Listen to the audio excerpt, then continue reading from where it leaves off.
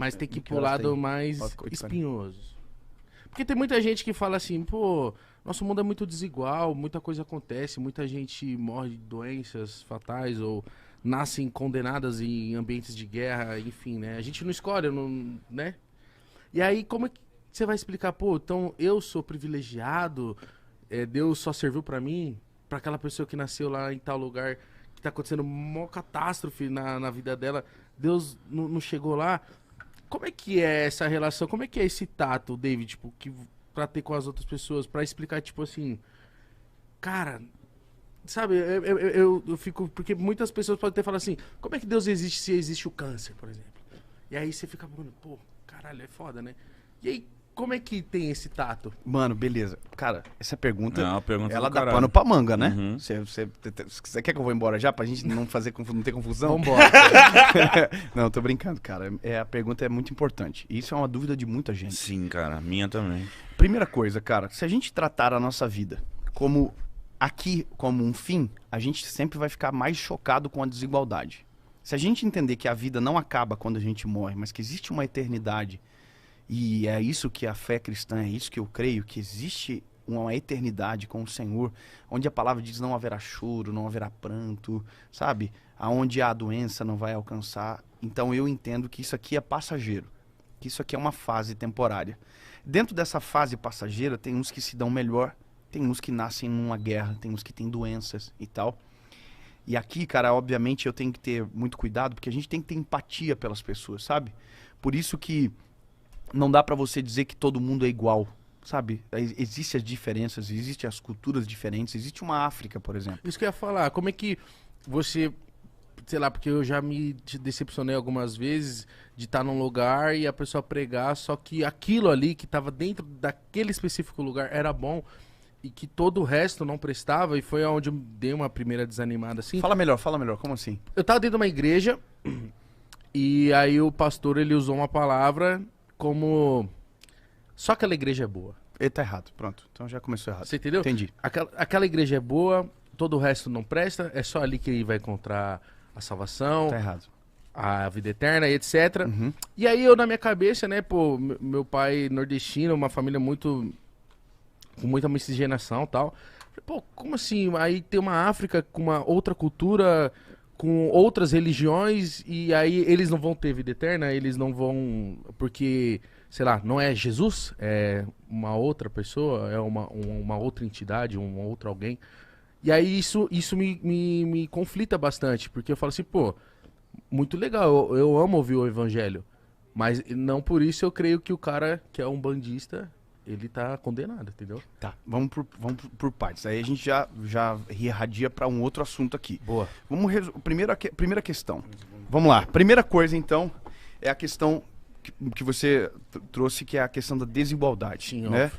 A pergunta é, a desigualdade, ela é fruto de Deus ou fruto do próprio homem? Cara, a pergunta é muito complexa, que eu acho que eu não tenho a resposta. Vamos tentar fazer uma construção filosófica, porque isso não tem como ser tão simples também de responder. Sim. Quem toma as decisões no mundo são os homens. Sim, somos São nós. os governos, são somos nós. Então, por exemplo, você olha para os Estados Unidos, você olha para o Brasil, você vê disparidades, certo? E que tem a ver com a colonização, tem a ver com o governo, tem a ver com tudo. Então, o que isso me faz entender é que a desigualdade, ela não está na culpa de Deus. A desigualdade, ela está na culpa do próprio homem. Nós somos culpados. São as nossas decisões que causam esses abismos, entendeu? Então, Deus está disponível para todos, sim, mas a gente colhe das nossas próprias decisões, entende? Então, a empatia entra aqui. Eu sei que às vezes a gente tem decisões erradas porque quem veio antes também decidiu sempre da mesma forma. Então, quando a gente olha, por exemplo, um país onde a fome impera, se você for lá no país, você vai ver que o problema não está no povo somente. O problema está nos governos corruptos. Por exemplo, tem lugares na África onde os recursos que entram não chegam para o povo. O governo vende para o povo. Isso é campo missionário. Entende? Então, o mal do mundo não tem a ver com Deus. O mal do mundo tem a ver com o pecado do homem. Tem a ver com a gente. É nós que tomamos as nossas decisões. Entende? Então, aonde Jesus está, aonde Jesus governa, o mundo é bem diferente. Se você olhar países, por exemplo, onde o evangelho, o protestantismo, ele tomou conta, você vai ver que a qualidade de vida é bem diferente. Entendeu? Eu não tô sendo preconceituoso aqui, não. Só tô falando, não tô falando nem de religião, tô falando de aonde Jesus governa. Aonde Jesus tem espaço. Entende? Uhum. Quanto menos espaço para Deus, mais desigualdade existe. Pode ter certeza disso. Aí, Consegue compreender? Não, Sim, sim. consegui compreender perfeitamente. E aí tem o lance, né, da galera que fala, tipo, mas essas doenças terminais, que às vezes a criança já nasce assim e tal. Como é que lida? E como é que você... Acho que você já teve muito tato com com famílias assim, com pessoas com doenças que chegam em você, tipo, te questionando, porque... Pô, não escolhi ter essa parada, sabe? Uhum. Isso, cara, é uma parada muito difícil. É onde eu digo que se a gente olhar pra vida só com esse curto espaço de tempo, que sabe? Ó, isso aqui é a nossa vida na Terra. O resto é toda a nossa eternidade. É muito maior pra frente do que nós estamos vivendo agora.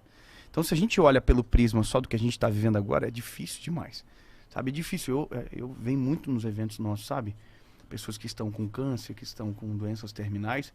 Eu creio que Jesus pode curar, e eu já vi Jesus curar muitas pessoas. Milagres acontecerem, mas também vi milagres não acontecerem.